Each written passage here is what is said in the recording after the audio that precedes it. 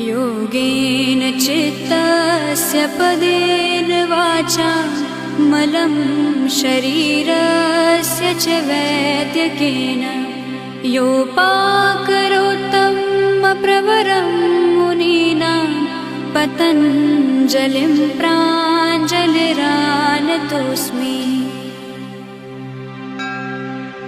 योगेन चित्तस्य पदेन वाचा मलं शरीरस्य च वैद्यकेन योपाकरोत्तं प्रवरं मुनीनां पतञ्जलिं प्राञ्जलिरानतोऽस्मि।